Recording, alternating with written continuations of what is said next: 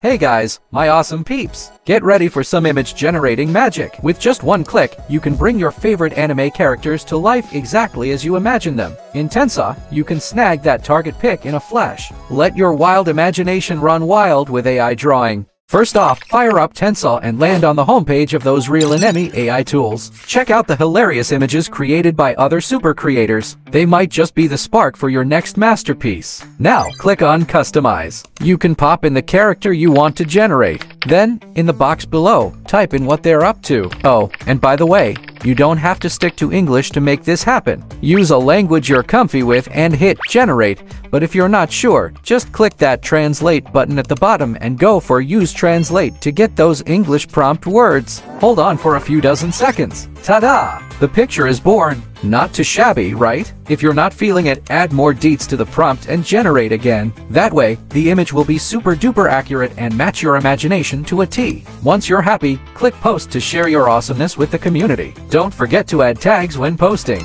There are 3 official camps for this TensorArt's RealAnime shindig. Different camps mean different tags. Pick a camp and post with those tags to up your game.